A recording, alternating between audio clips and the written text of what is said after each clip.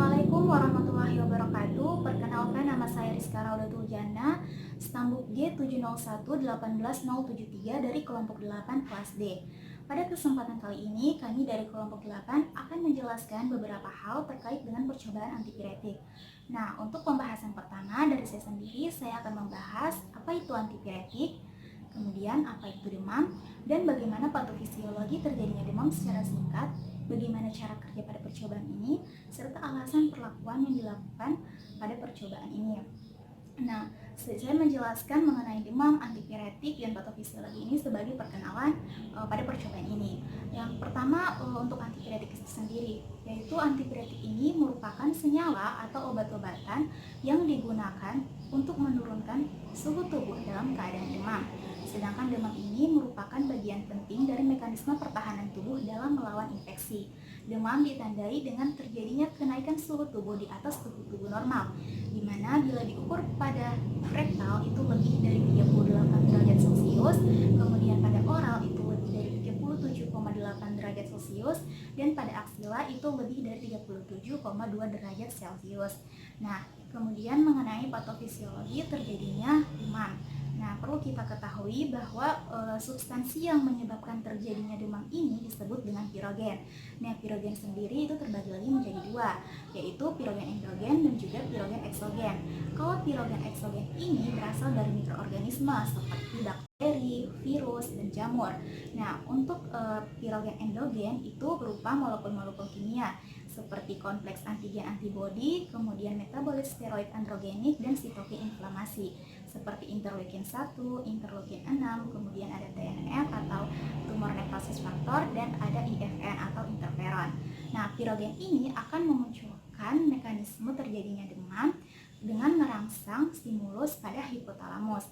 Nah, hipotalamus ini sendiri merupakan bagian dari otak, tepatnya bagian otak depan, yang berfungsi menyerupai termostat atau pengatur suhu pada tubuh makhluk hidup.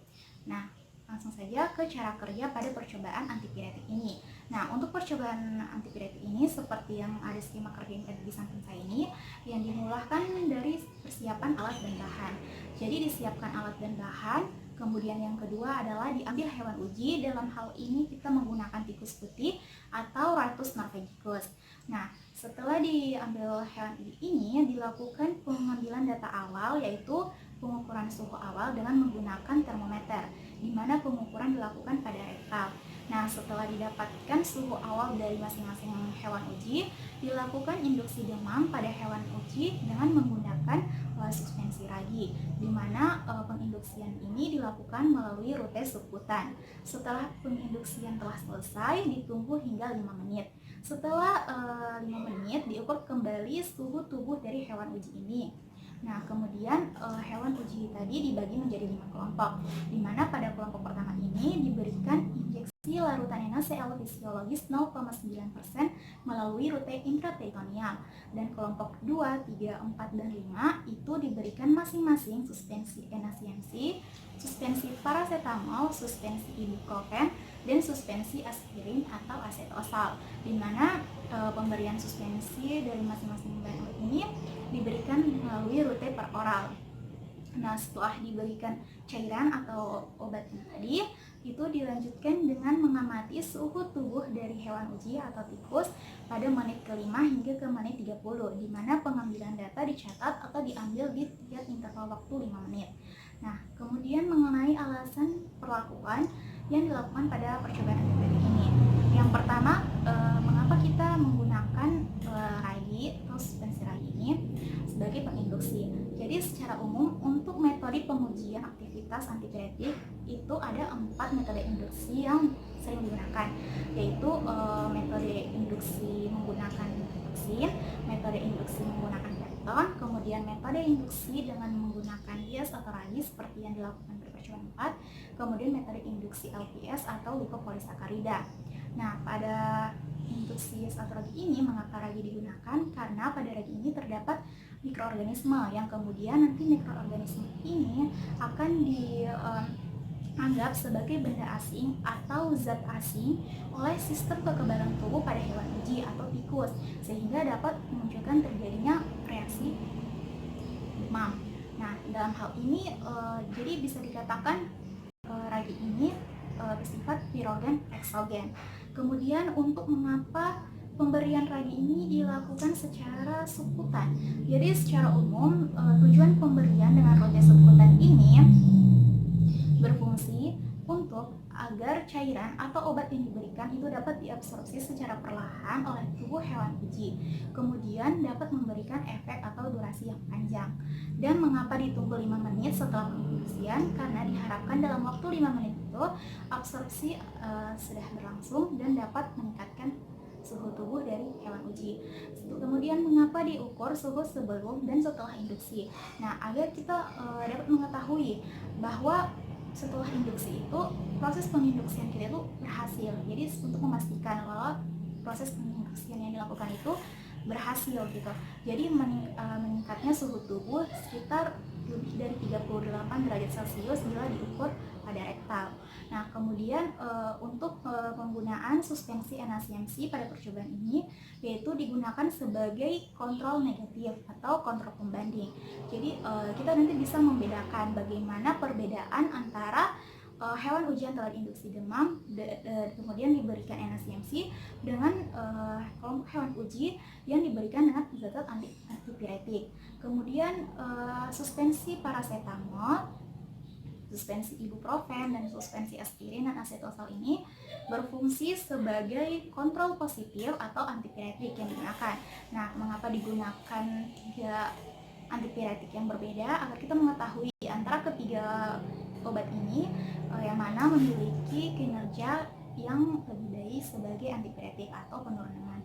Dan kemudian mengapa diukur atau diambil data secara berulang-ulang pada menit 5, 10, 15, 20, 25, dan 30 agar kita mengetahui bagaimana respon tubuh atau perubahan dari tikus hewan uji ini di tiap interval waktunya, bagaimana responnya terhadap pemberian antipiretik yang kita berikan, seperti itu.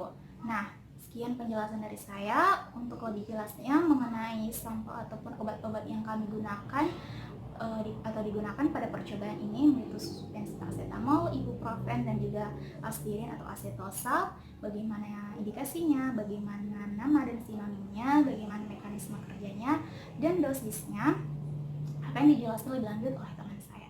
Terima kasih. Assalamualaikum warahmatullahi wabarakatuh. Nama saya Nurul Utami, Stambuk D701181158. Baiklah, saya akan menjelaskan nama resmi, indikasi dari obat yang kita gunakan dalam percobaan ini. Obat yang pertama yaitu paracetamol. Nama resmi dari paracetamol yaitu acetaminophen. Sedangkan sinonimnya yaitu Sanmol. Indikasi pada obat ini merupakan obat yang dapat meredahkan nyeri ringan, nyeri sedang, dan demam. Nyeri yang dimaksud pada obat ini yaitu seperti nyeri setelah operasi dan nyeri sakit kepala. Obat kedua yang kita gunakan yaitu ibuprofen. Nama resmi dari ibuprofen yaitu ibuprofen. Sinonim dari ibuprofen yaitu Grufendolgen.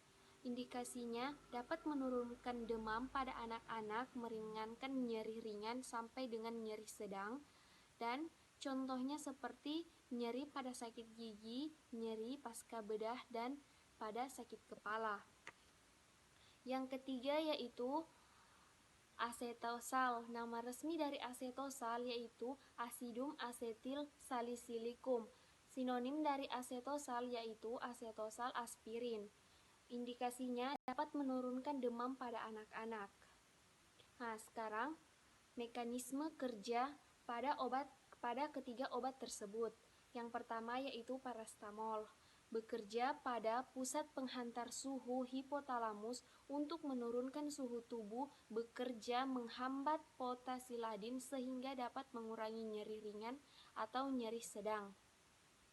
Mekanisme kerja pada obat kedua yaitu pada ibuprofen, merupakan obat antivolumasi, bekerja dengan cara menghambat sintesis prostaglandin dengan hambatan pada enzim sikolagenase sehingga konensi asam menjadi terganggu.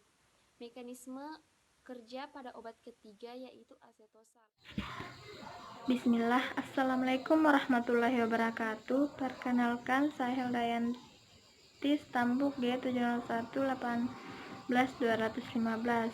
Ya, selanjutnya saya akan menjelaskan sedikit tentang dosis dan rute pemberian pada hewan uji. Kita memerlukan 3 obat pada hewan uji ini. Yang pertama parastamol, yang kedua aspirin, yang ketiga ibuprofen. Dosis pada obat parastamol 325 sampai 650 mg. Yang kedua dosis pada ibuprofen yaitu 200 sampai 400 mg per hari. Yang ketiga dosis pada obat aspirin 325 sampai 650 mg per hari. Adapun rute pemberiannya ada 2, yaitu pemberian secara oral dilakukan dengan cara memegang hewan uji. Pemberian obat-obatan dalam bentuk suspensi, larutan atau emulsi kepada tikus atau mencit dilakukan dengan pertolongan jarum suntik yang ujungnya tumpul, bentuk bola atau kanula. Kanula ini dimasukkan ke dalam mulut, kemudian perlahan-lahan dimasukkan melalui tepi langit-langit ke belakang sampai esofagus. Sedangkan secara subkutan dikerjakan dengan cara memegang hewan uji. Penyuntikan biasanya dilakukan di bawah kulit tengkuk atau abdomen. Seluruh jarum langsung ditusukkan ke bawah kulit atau larutan obat didesak keluar dari alat suntik. Ya, sekian dari kelompok kami, lebih dan kurangnya mohon dimaafkan. Wabillahi taufiq wal hidayah. Wassalamualaikum warahmatullahi wabarakatuh.